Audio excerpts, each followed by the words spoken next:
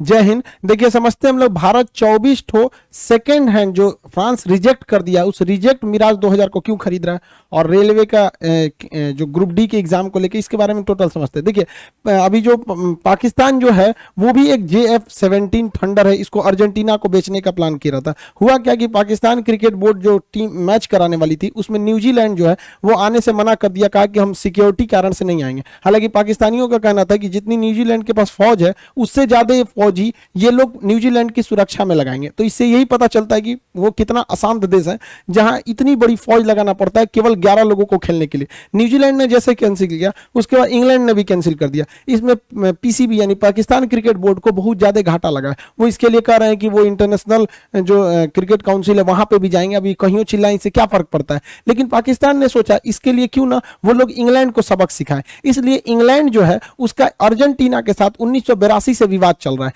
अब पाकिस्तान ने सोचा कि इस विवाद को हम लोग और अच्छा करते हैं, मतलब वो और बढ़ावा चाहता है। तो इंग्लैंड जो है वो अर्जेंटीना से विवाद चल रहा है, तो ये लोग अर्जेंटीना को JF-17 जो थंडर है चाइना के साथ इन लोगों ने मिलकर बनाया। हालांकि ये बहुत एडवांस नहीं है, इतना ही एडवांस रहता तो चाइना के पास ये क्यों नहीं है। ये पाकिस्तान को थमा दिया है चाइना की, लो इसी झुंझुना से खेलते रहो। हालांकि ये उतना एडवांस नहीं है, हाँ नया प्रोडक्शन है, प्रोडक्शन लाइन में नया है, इस वजह से थोड़ा सा वर्किंग में इसका फाइननेस थोड़ा ज्यादा है।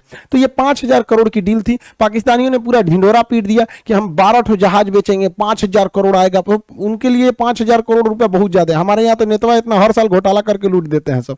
तो वो ऐसे हल्ला किया, इतना हल्ला किया कि अर्जेंटीना को आके कहना पड़ा कि हम आपसे नहीं खरीद रहे हैं JF-17। अब सोचिए किसी देश की मीडिया को कितना शर्मिंदा होना पड़ेगा कि उसका देश पूरा हल्ला कर रहा है कि हम ये जहाज बेच रहे हैं और वो देश कह रहा है कि हम नहीं खरीद रहे हैं। अब ये अर्जेंटीना और इसके साथ विवाद इंग्लैंड का बहुत पुराना है, 1982 से।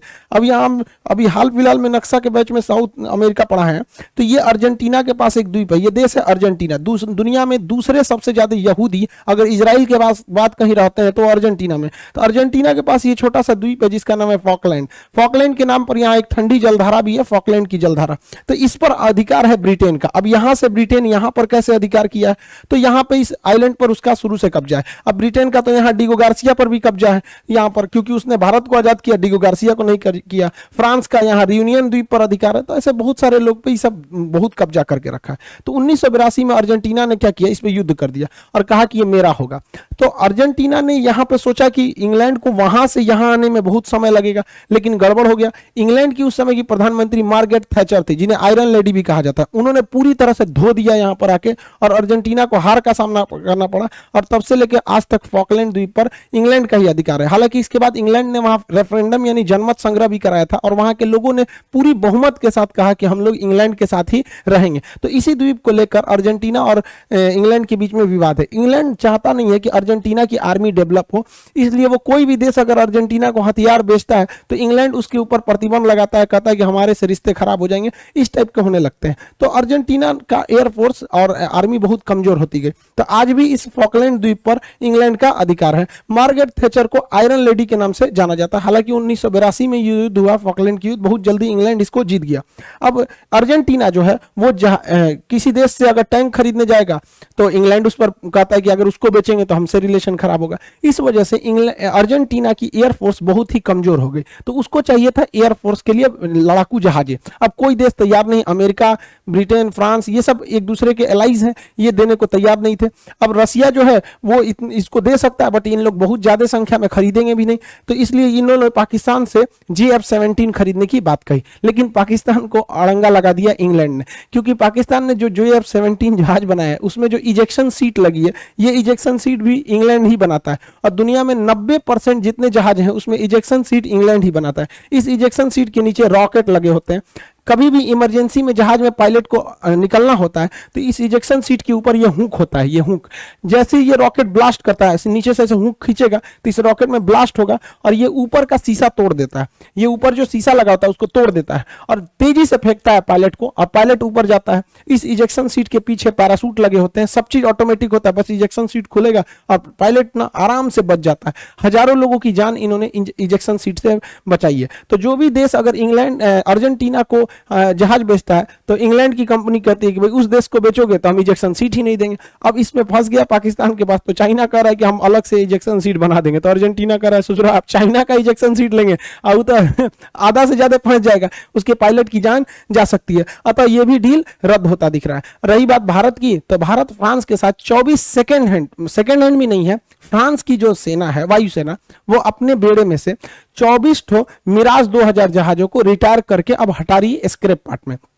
तो भारत उसे खरीद रहा है। भारत अभी दुनिया में लगभग 600 मिराज जहाजें बनाई गई हैं। भारत इस मिराज जहाजों को खरीद रहा है क्योंकि भारत के पास भी मिराज जहाज पहले से थे। बालाकोट एयर स्ट्राइक में मिराज जहाज ही का ही प्रयोग किया गया था। कारगिल की लड़ाई में पाकिस्तान का बलात्कार करके चला आया था यही मिराज जहाज ने। तो मिराज जहाज की परफॉर्मेंस बहुत तगड़ी है, खास करके पहाड़ी एरिया की लड़ाई में। तो लेकिन मिराज जहाज अब प्रोडक्शन लाइन में बंद हो चुका है, इसलिए इसके स्पेयर पार्ट्स, कुछ पार्ट बिगड़ जाते हैं। तो ये 10 साल पहले इसका प्रोडक्शन बंद हो चुका है, तो बड़ा मुश्किल से मिलता है। इसलिए भारत बड़ी सस्ता दाम से 12 करोड़ में एक ठो, यानी टोटल 24 जहाज को 300 करोड़ में खरीदा है। जबकि राफेल को खरीदने में एक के जहाज 1600 करोड़ की आ रही है, और इसने हम लोग ने 300 करोड़ रुपए में मामूली दाम में हम लोगों ने 24 ठो मिराज जहाज खरीद लिया। अब ये जहाज क्यों खरीदा गया? क्योंकि एयर चीफ मार्शल का कहना है कि ये जहाज अभी कंडीशन में है, इनका रिकॉर्ड बहुत अच्छा है और 2030 से 35 तक इसे हम लोग आराम से खींच जाएंगे। लेकिन उस दौरान इसके पार्ट्स में कुछ घिसावट आती है, जैसे गाड़ियों में भी कुछ घिसावट वगैरह आती है, तो नए पार्ट्स लगाने पड़ते हैं। तो चूंकि कंपनी इस मॉडल को बनाना बंद कर दी है, तो आने वाले समय में इसके पार्ट्स का मिलना बहुत मुश्किल हो जाएगा। इसलिए भारत ने होशियारी करके इन जहाजों को खरीद लिया है, और ये जहाज कंटेनर में भर के आएंगे, उड़ के नहीं आ पाएंगे, और इसको केवल रखा जाएगा स्पेयर पार्ट्स में। मान के चलिए किसी जहाज का लैंडिंग गियर खराब हो गया या ये टेल वगैरह खराब हो गया, तो इसमें से पुराने में से चेंज करके लगाया जा सकता है।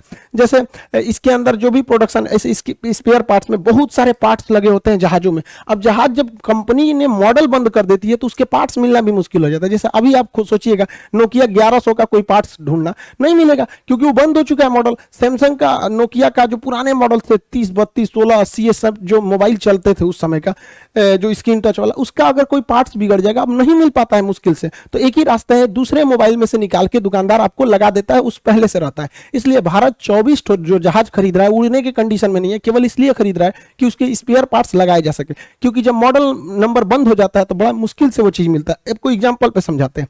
हमारे यहाँ राजदूत गाड़ी बहुत पहले गांव में ये चली थी, इसका मॉडल बंद हो गया, अभी इसका कोई पार्ट्स खोजना है, नया पार्ट्स कंपनी बना ही नहीं रही है, तो एक ही रास्ता है कि पुराने गाड़ी में से अगर वो पार्ट ठीक ठाक है तो लगा दीजिए। एम्बेसडर कार, ये कार भी अब मॉडल बनना बंद हो गया इसका, अब इसके कुछ पार्ट्स बिगड़ गए तो अब आपको थोड़ी ना मिलने वाले हैं, तब आपको एक ही रास्ता है, दूसरी गाड़ी में देखिए कि वो वाला पार्ट अगर सही सलामत है तो लगा दीजिए। हम लोग के साथ यही समस्या होने वाला है। भारत का सबसे बड़ा स्ट्रेटेजिक एयरलिफ्टर जो था C-17 ग्लोब मास्टर, हम लोगों ने इसे 15 से भी ज्यादा संख्या में खरीदा अमेरिका से, बहुत बेहतरीन जहाज है। लेकिन गलती क्या हो गई कि 2015 में बोइंग ने इस मॉडल को बनाना बंद कर दिया। अब देखिए 2015 में इसको जब बंद किया गया तो अभी तो इसके पार्ट्स इजीली अवेलेबल हो जाएंगे क्योंकि दुनिया में बहुत देशों के पास ये जहाज अवेलेबल है। लेकिन इन जहाजों की लाइफ काफी लंबी होती है, 50 साल 60 साल ये लोग चलते हैं। तो आप सोचिए अभी 2015 में बंद हुआ है, लेकिन 2050 में अगर इस जहाज की हमको कोई पार्ट्स की जरूरत पड़ी, सपोज कि इसका साइड का ये विलनेट उड़ गया हो या फिर एक इंजन में प्रॉब्लम आ गया, कोई एक पार्ट्स बिगड़ जाए, तो आने वाले 50 साल में कंपनी थोड़ी ना उतना बना के बची रहेगी। बोइंग तो कह देगी भाई मॉडल ही बंद हो गया, अब बड़ी मुश्किल से मिलेगा, या फिर 2 महीना वेट कीजिए, 2 महीना वेट कीजिएगा तो 2 महीना इसको ग्राउंड करके रखिए। तो वही कंडीशन, तो भारत आगे भी यही करेगा। क्या करेगा कि अगर कोई देश अपना C-17 को अगर रिटायर करेगा तो भारत उसको कबाड़ के तौर पे खरीद लेगा कि इसमें से निकाल के उसमें कस देंगे। इसी को कहा जाता है देसी जुगाड़। इसमें कोई गलत बात नहीं है, हम लोग हमेशा से देसी जुगाड़ करते हैं। हमारे यहाँ भी कोई चीज बच हो जाता है तो आदमी कबाड़ में रख देता है, अरे कोनो दूसरी चीज में आदमी लगा देगा वहां।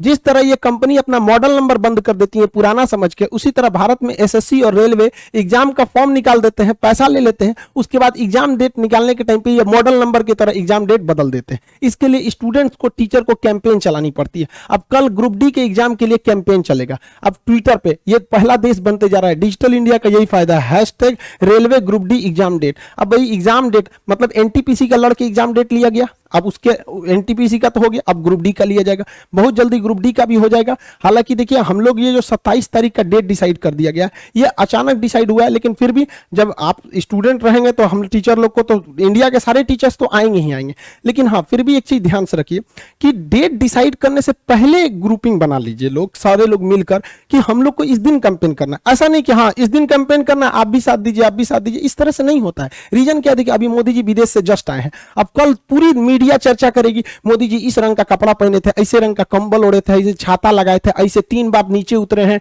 चाय पिए हैं, बिस्कुट खाए हैं, सोने गए हैं, रजाई ओढ़े, इसी सब में मीडिया इस चीज को निकाल दे। इसलिए हम लोग को डेट डिसाइड करना है, तो 27 तारीख को तो हम लोग करेंगे ही करेंगे। साथ ही 2 अक्टूबर गांधी जयंती है, तो उस दिन भी हम लोग अगर इसको करेंगे तो गवर्नमेंट का ज्यादा ध्यान जाएगा वहां पर। तो कोशिश करना चाहिए कि पहले प्लानिंग करें कि हाँ इस दिन करना है, ना कि प्लानिंग करने के बाद सोचे कि सब लोग आए। लेकिन कोई बात नहीं, इतनी संख्या ही है आजकल, पढ़े लिखे लोगों की कोई कमी नहीं है, सारे लोग इस ट्विटर कैंपेन को सक्सेस बनाएंगे। और अगर सरकार सुन लेती है 27 तारीख को तो बढ़िया है, नहीं तो 2 अक्टूबर को हम लोग फिर करेंगे, इसको छोड़ना तो नहीं है। और वैसे भी आप लोग भी समझते हैं इस चीज को, इस साल के लास्ट तक, अक्टूबर लास्ट या नवंबर तक में तो सरकार को एग्जाम लेना ही पड़ेगा। और आप लोग भी पढ़ाई मन से कीजिएगा, क्योंकि एनटीपीसी के एग्जाम में बहुत से लड़के हमारे पास आए थे, वो कहते कि सर हम लोग क्या करें, कि हाँ होपलेस हो गए थे लोग कि एग्जाम लेगा कि नहीं, और अचानक डेट दिया तो तैयारी भी नहीं थी। आपको कैंपेन भी करना है, आपको ट्वीट भी करना है, हम सब लोग ट्वीट करेंगे, लेकिन बाबू पढ़ाई भी साथ साथ करना है। कैंपेन में आप नहीं है आपको कि वो 1857 की क्रांति करना, आपको मोबाइल से डिजिटल इंडिया है, लेकिन साथ साथ पढ़ाई भी कंप्लीट रखिएगा। पता नहीं क्यों, अगर मान के चलिए ये मौका हाथ से निकला तो फिर रेलवे जानते ही है फिर अटका देगी 5-7 साल, इसलिए इस मौके को भी जाने नहीं देना है। इसको रिवाइज भी अच्छे से करते रहिएगा। एप्लीकेशन पे भी आप लोग को पूरा साइंस के रिवीजन के लिए वहां पे भी व्यवस्था किया गया, पूरा साइंस A to Z आप वहां पे भी एप्लीकेशन पे भी रिवाइज कर सकते हैं। क्लासेज नहीं छोड़ेंगे आप लोग, जहां भी पढ़ते हैं उसको पढ़ते रहिएगा। कैंपेन तो करना ही पड़ेगा। अब तो हमको ऐसा लग रहा है कि ये रेलवे के सिलेबस का एक हिस्सा हो गया है इंडिया में। अब सारे टीचर को ये भी सिखाना पड़ेगा कि भैया देखो तुम सारा सिलेबस खत्म कर लोगे, उसके बाद तुमको एक तो ट्विटर चलाना भी सीखना पड़ेगा। ये गलत बात है, इसको सरकार को भी सोचना चाहिए। चलिए हम लोग इसको सफल बनाएंगे। आई होप आप इसे समझे होंगे। मिलेंगे नेक्स्ट क्लास में। जय हिंद।